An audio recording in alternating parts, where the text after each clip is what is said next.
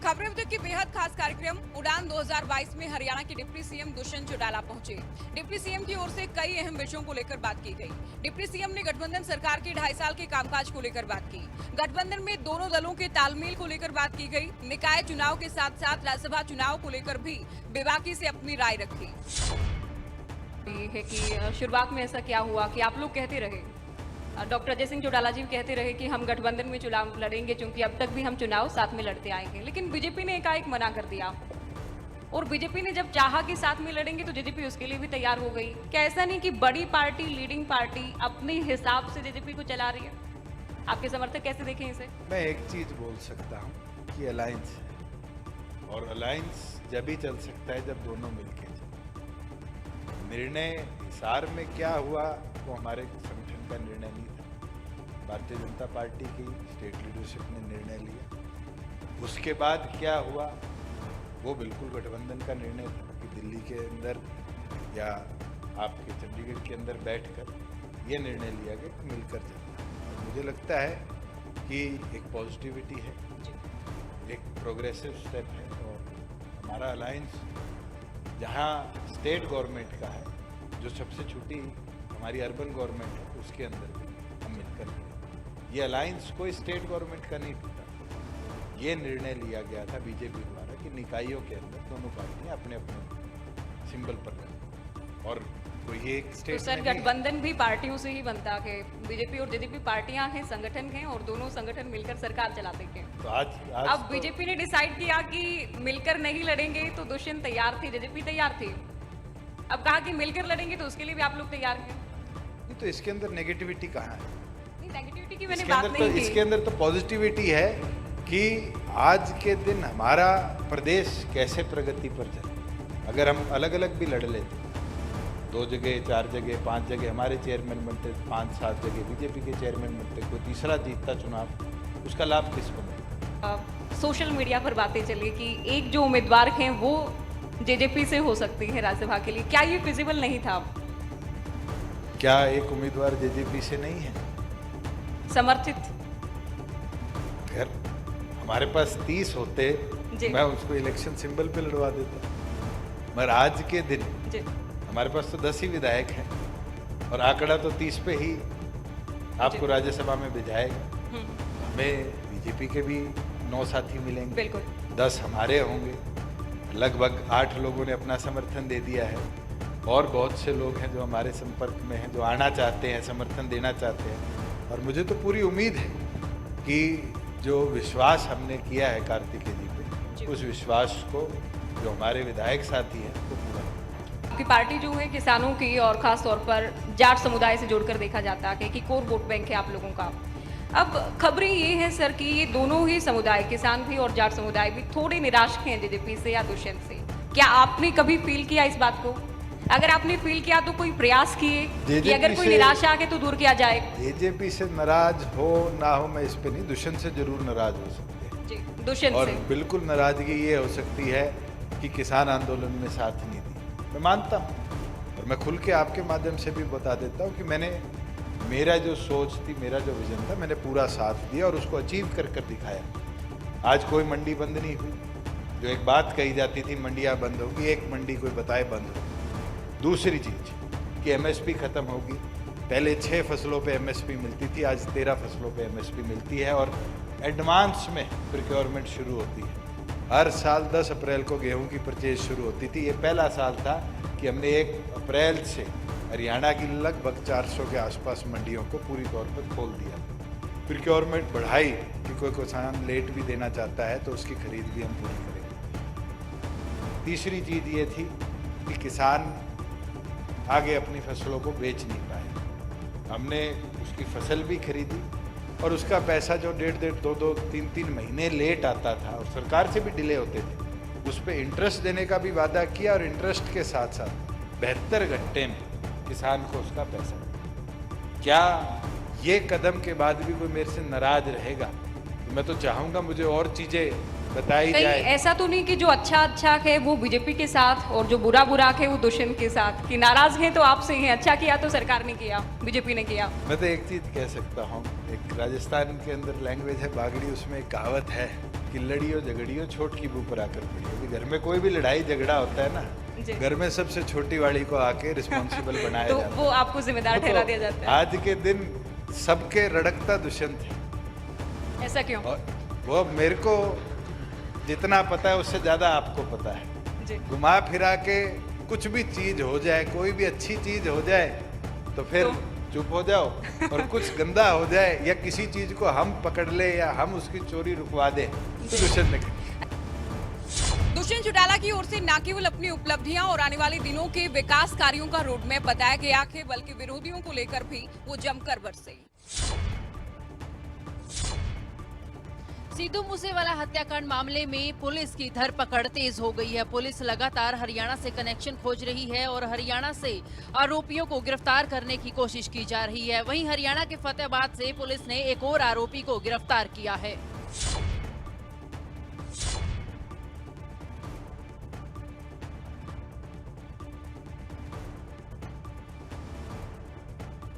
Sidhu Moosewala murder मामले में एक और आरोपी को पुलिस ने दबोच लिया है। पंजाब पुलिस ने हरियाणा के फतेहाबाद से एक आरोपी को पकड़ा है। पकड़े गए शख्स का नाम देवेंद्र उर्फ काला है। देवेंद्र उर्फ काला के खिलाफ फतेहाबाद के सदर थाना और पंजाब में एनडीपीएस एक्ट के कई मामले दर्ज हैं। देवेंद्र उर्फ काला की धरपकड़ के बाद ही संदिग्ध चरणजीत और केशव का नाम सामने आया था। जानकारी के मुताबिक राजस्थान से बोलेरो गाड़ी लाने वाले नसीब खान ने फतेहाबाद में चरणजीत नाम के शख्स को गाड़ी हैंडओवर की थी और उसके बाद चरणजीत और केशव के साथ प्रियव्रत फौजी और अंकित जांटी सिरसा 25 मई को बोलेरो गाड़ी में निकले थे। सिद्धू मूसेवाला की हत्या को 8 दिन बीत गए हैं, मगर अब तक पंजाब पुलिस के हाथ खाली हैं। अब तक जांच में ये बात पता नहीं चल सकी है कि मूसेवाला की हत्या किसने की। हालांकि मूसेवाला की हत्या के बाद सियासत भी लगातार गर्मा गई है। पंजाब, राजस्थान और हरियाणा तीनों राज्यों में पुलिस दबिश डाल रही है। नेपाल तक हत्यारों की तलाश की जा रही है, लेकिन कुछ हाथ नहीं लग रहा। वहीं पुलिस की इस तलाश की सबसे अहम कड़ी एक ताज़ा सीसीटीवी फुटेज है और दावा किया जा रहा है कि तस्वीरों में दिख रहे लोग वही शूटर हैं जिन्होंने मूसेवाला की हत्या की और ये वही बोलेरो है जिसका हत्याकांड में इस्तेमाल हुआ था। वहीं हत्याकांड में पुलिस अभी तक 4 से 5 लोगों को गिरफ्तार कर चुकी है, लेकिन अभी तक मालूम नहीं हो पाया है कि आखिर मूसेवाला हत्याकांड का मुख्य आरोपी कौन है। हालांकि पुलिस की तरफ से धरपकड़ तेज की हुई है, लेकिन देखना होगा कि पुलिस इस हत्याकांड के सभी तारों को और सभी कड़ियों को कब तक जोड़ पाती है। वहीं इस मामले में पुलिस ने 4 से 5 लोगों को गिरफ्तार किया है, लेकिन अभी भी मुख्य आरोपी पुलिस की पकड़ से दूर है। आखिरकार देखना होगा कि कौन है वो मास्टरमाइंड जिसने सिद्धू मूसेवाला की हत्याकांड की साजिश रची है। तपती गर्मी ने लोगों का जीना तो मुहाल कर ही दिया है, लेकिन इसका असर अब फसलों पर भी पड़ता हुआ दिखाई दे रहा है। यमुनानगर में टमाटर की फसल झुलसा रोग की चपेट में आ गई, जिससे किसानों की चिंताएं बढ़ गई हैं। जहाँ एक तरफ भीषण गर्मी के कारण लोगों का जीना बेहाल है, तो वहीं तपती गर्मी का असर अब लोगों की फसलों पर भी दिखना शुरू हो गया है। रादौर क्षेत्र में फसलों पर दिखे गर्मी के असर से लोगों की परेशानी बढ़ गई है। टमाटर की फसल इस वक्त झुलसा रोग की चपेट में है। किसानों की माने तो वो फसल को बचाने के लिए हर तरह की कोशिश कर चुके हैं, बावजूद इसके उनकी फसल लगातार सूखती जा रही है, जिससे उन्हें प्रति एकड़ हजारों रुपए का नुकसान झेलना पड़ रहा है। वहीं किसानों का कहना है कि अब टमाटर की फसल का दाम भी पिछले सालों की अपेक्षा अच्छा मिल रहा था। वहीं अब गर्मी के कारण टमाटर की फसल में आई झुलसा बीमारी ने किसानों को परेशान कर दिया है। गर्मी के चलते फसल में आई बीमारी के कारण फसल की ग्रोथ रुक जाने से उत्पादन भी प्रभावित हुआ है, जिस कारण उन्हें आर्थिक रूप से नुकसान झेलना पड़ेगा। इस टाइम ये बीमारी है रही जुलूस रही, ये इसमें मान ले बहुत फर्क पड़ रहा है। आधा मान ले %, मान ले आधी खत्म है फसल में। बचाव के लिए क्या कर रहे हैं? बस करा जी, मान ले 5-4 स्प्रे मारे, बड़ी टंकी के अलग स्प्रे करवाया, पर कोई असर नहीं हुआ दवाई का। उत्पादन पे असर पड़ेगा? हाँ, इस पर टमाटर पर फर्क पड़ी गई। आधे मान ले जितनी 800 ग्रेट होनी थी तो 400 ग्रेट होगी। रेट अच्छा था? रेट तो अच्छा है मान ले, इसलिए मान ले फर्क है। फसल खराब है ना मान ले, इससे इसकी दिक्कत है मान ले। फिलहाल प्रदेश में अभी भीषण गर्मी से लोगों को राहत मिलती हुई दिखाई नहीं दे रही है, क्योंकि मौसम विभाग की माने तो आने वाले 9 जून तक मौसम ऐसे ही रहने के आसार हैं। या यूँ कह लो कि किसानों की मुश्किलें अभी कम होती हुई दिखाई नहीं दे रही हैं। झज्जर में देर रात एक युवक गायब हो गया। सुबह उसका शव खेतों में फंदे से लटका मिला। युवक ने आखिर आत्महत्या क्यों की, देखिए ये रिपोर्ट। हरियाणा के झज्जर के गांव कासनी में एक युवक का शव खेतों में फांसी के फंदे से लटका पाया गया। बताया गया कि युवक मानसिक तौर पर परेशान था। दरअसल युवक का नाम राहुल बताया गया, जो कि मानसिक तौर पर परेशान था। मृतक देर रात से घर से गायब था, जिसे परिजनों ने ढूंढा तो खेतों में शव पाया गया। पुलिस को शिकायत दी गई। मृतक की मां ने बताया कि राहुल पिछले काफी समय से मानसिक तौर पर परेशान था, जिसके चलते उसने फांसी का फंदा लगाया, जीवन लीला खत्म कर ली। जांच अधिकारी का कहना है कि फिलहाल मृतक के परिजनों के बयान के आधार पर मामला दर्ज किया गया। मामले में हर एंगल से जांच जारी है। ये जी एक गांव कासनी के खेतों में ना एक फांसी खाकर एक लड़का जिसका नाम राहुल सन्नोफ राजगुरु, जो अपने मामा के घर यहीं रहता था, ये बता रहे हैं जो इसकी मदर ने दरखास्त दी है उसमें कहा कि ये मानसिक परेशानी में था, इस कारण इसने फांसी खाई। पोस्टमार्टम अभी चल रहा है। तो पुलिस की जांच जारी है। जांच के बाद ही आत्महत्या के कारणों का खुलासा हो पाएगा। युवक ने आखिर आत्महत्या क्यों की, ये तो पुलिस जांच के बाद ही साफ हो जाएगा। पुलिस अब जांच में जुटी हुई है और आत्महत्या के कारणों का पता लगाने की कोशिश की जा रही है। उत्तरकाशी में यमुनोत्री नेशनल हाईवे पर डामटा के पास यात्रियों से भरी एक बस गहरी खाई में जा गिरी। बस में 30 लोग सवार थे, जिसमें से 27 लोगों की मौत हो गई, तो वहीं 3 घायलों का अस्पताल में फिलहाल इलाज चल रहा है।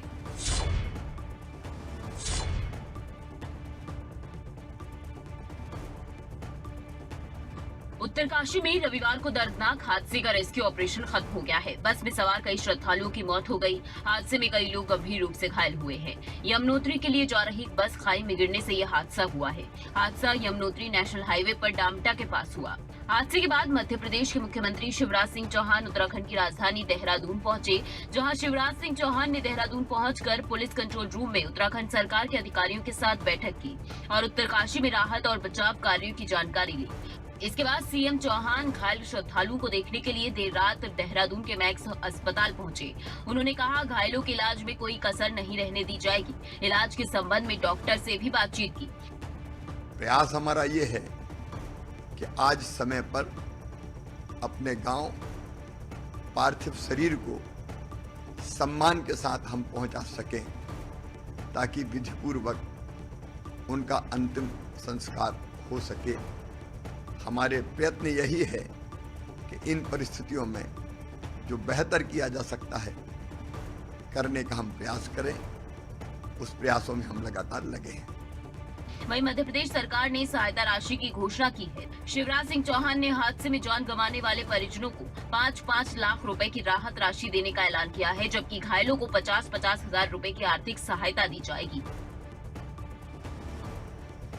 भारत के रक्षा मंत्री श्रीमान राजनाथ सिंह जी से बात की है और उन्होंने एयरफोर्स के विमान से पार्थिव शरीर तीर्थ यात्रियों के हम ले जा सकें, इसके लिए एयरफोर्स के विमान की व्यवस्था की है। माननीय प्रधानमंत्री जी को मैं धन्यवाद देता हूं, गृह मंत्री श्रीमान अमित शाह जी को धन्यवाद देता हूं। लगातार केंद्र सरकार से सहयोग मिल रहा है, उत्तराखंड सरकार से सहयोग मिल रहा है और हम यथोचित व्यवस्था कर। वहीं उत्तराखंड के मुख्यमंत्री पुष्कर सिंह धामी ने भी हादसे पर ट्वीट कर शोक जताया। ईश्वर दिवंगत आत्माओं को अपने चरण में स्थान दे, परिजनों को ये कष्ट सहन करने की शक्ति प्रदान करे।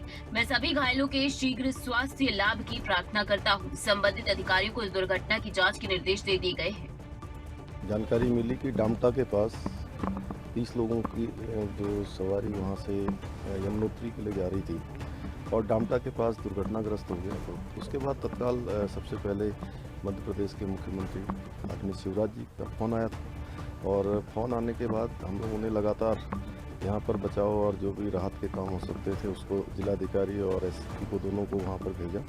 पूरे स्वास्थ्य विभाग की टीम भी वहाँ भेजी गई। माननीय गृह मंत्री अमित शाह जी ने भी NDRF की टीम यहाँ पर भेजी है। अभी सभी जो भी मतलब हमारे 100 हैं सभी निकाल लिए गए हैं वहाँ से उन सभी को देहरादून के लिए रवाना कर दिया। जॉली ग्रांट में जो भी प्रोसेस है उस प्रोसेस को करने के बाद तत्काल यहाँ से रवाना करने के लिए हम लोग सब लोग जा रहे हैं और अभी मौके पर जा रहे हैं डीसी का। वहीं उत्तराखंड के पूर्व मुख्यमंत्री हरीश रावत ने हादसे पर शोक जताया। उन्होंने कहा, जनपद उत्तरकाशी के डामटा में यात्री बस दुर्घटनाग्रस्त होने का समाचार प्राप्त हुआ। भगवान मृत आत्माओं को अपने श्री चरणों में स्थान दे और उनके परिजनों को इस असहनीय दुख को सहने की शक्ति प्रदान करे। मैं दुर्घटना में घायल हुए लोगों के शीघ्र स्वास्थ्य लाभ की कामना करता हूँ। वहीं डीजीपी अशोक कुमार ने बताया कि हादसे की सूचना मिलने पर तुरंत पुलिस टीमें मौके पर भेजी गई। आनन फानन में रेस्क्यू अभियान शुरू किया गया। हादसे में कई लोगों की मौत हो गई है, जबकि घायलों को इलाज के लिए अस्पताल भेजा गया है। अभी भी पुलिस और एसडीआरएफ की टीमें रेस्क्यू में जुटी हुई है। वहीं इस उत्तरकाशी हादसे पर प्रधानमंत्री नरेंद्र मोदी ने भी ट्वीट कर दुख जताया है। पीएम ने लिखा, उत्तराखंड में हुआ बस हादसा अत्यंत पीड़ादायक है। इनमें जिन लोगों ने अपने प्रियजनों को खो दिया, उनके प्रति मैं अपनी शोक संवेदनाएं व्यक्त करता हूँ। राज्य सरकार की देखरेख में स्थानीय प्रशासन मौके पर हर संभव सहायता में जुटा है। वहीं हादसे में जान गंवाने वाले लोगों के परिजनों को प्रधानमंत्री राष्ट्रीय राहत कोष से 2-2 लाख रुपए और घायलों को 50-50 हजार रुपए देने की घोषणा की है। हादसे पर केंद्रीय गृह मंत्री अमित शाह ने दुख जताते हुए लिखा, उत्तराखंड में श्रद्धालुओं की बस के खाई में गिरने की सूचना अत्यंत दुखद है। इस पर मैंने मुख्यमंत्री पुष्कर सिंह धामी से बात की है। स्थानीय प्रशासन और एसडीआरएफ की टीम बचाव कार्य में लगी हुई है। घायलों को उपचार के लिए नजदीकी अस्पताल ले जाया जा रहा है। इस दर्दनाक हादसे में कई लोगों की मौत हो गई। फिलहाल राहत बचाव कार्य जारी है। हालांकि मध्य प्रदेश सरकार और प्रधानमंत्री राष्ट्रीय राहत कोष से मृतकों के परिजनों को आर्थिक मदद भी दी गई है।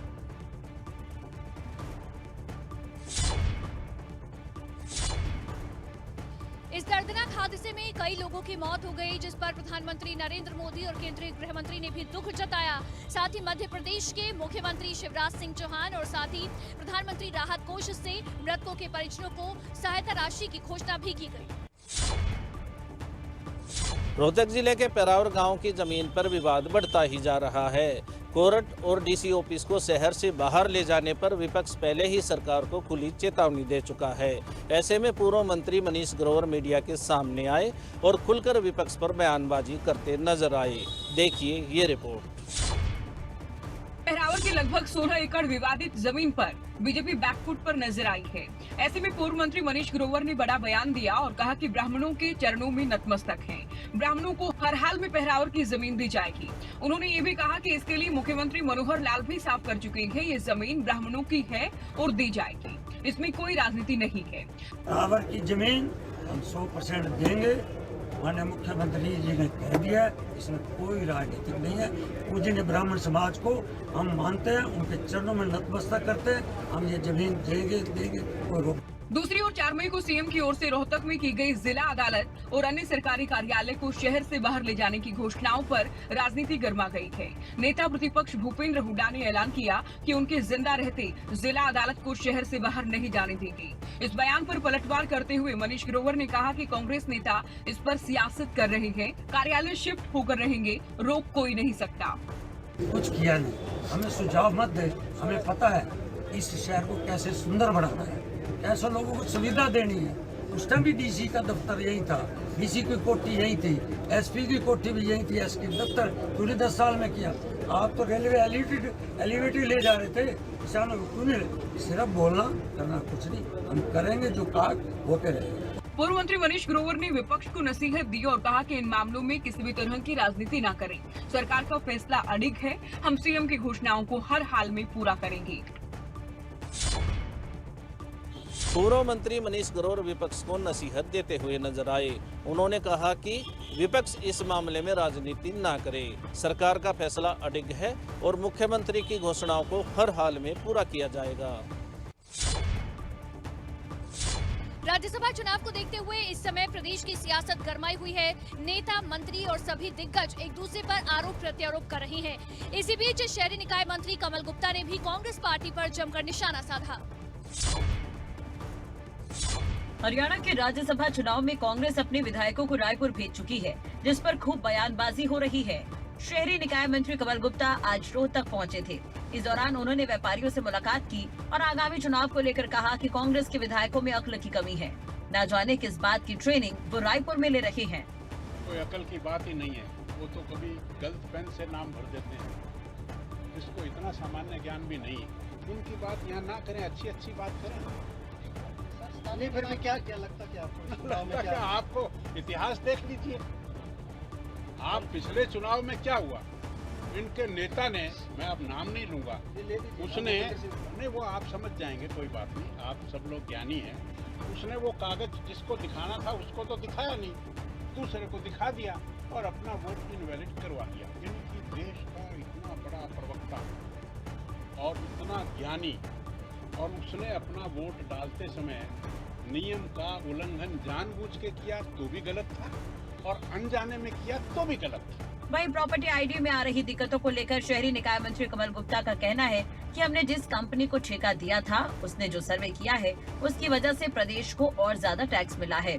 हालांकि प्रॉपर्टी आईडी में कुछ दिक्कतें आई है, वो भी जल्दी ही ठीक कर ली जाएगी। अब 26 लाख लोगों को और को टैक्स देना पड़ेगा, ठीक है। हमने नोटिस दिए, हमने 33 लाख लोगों को नोटिस दिए और उनको ये कहा कि 1 महीने के अंदर अंदर आप कोई त्रुटि है, क्योंकि ये प्रॉपर्टी का काम है, सर्वे का काम है, गलती हो सकती है, आपके घर जाएंगे, आपसे पूछेंगे कि इसका मालिक कौन है, आपकी बेटी होगी, आपका भाई होगा, आपकी पत्नी होगी, उसे पूरा ज्ञान नहीं होगा, वो गलत बता देगा। पूछने वाले भी कोई इतने ज्ञानी नहीं है, उनकी भी नीयत खराब हो सकती है। इन सब बावजूद अगर कोई गलती है तो हमने 33 लाख नोटिस दिए हैं, जिनका कि हमने ये कहा कि 1 महीने के अंदर आप कोई ऑब्जेक्शन है तो ठीक करवा दीजिए। 2,65,000 ऑब्जेक्शन आए, 33 लाख में से 2,52,000 ऑब्जेक्शन हमने दूर कर दिए। 13,000 बचे, वो हम दूर कर देंगे। कुल मिलाकर अभी राजनीतिक हलचल तेज है। मौसम की गर्माहट ने और बयानों ने चुनावी माहौल को और गर्म कर दिया है। बयानों का दौर तो चलता ही रहेगा। ऐसे में इंतजार करना होगा चुनावी परिणामों का, जब सब कुछ दूध का दूध और पानी का पानी हो जाएगा। कुल मिलाकर अभी राजनीतिक हलचल तेज है। मौसम की गर्माहट और बयानों ने इस समय चुनावी माहौल को पूरी तरह से गर्मा दिया है, लेकिन फिलहाल इंतजार करना होगा नतीजों का।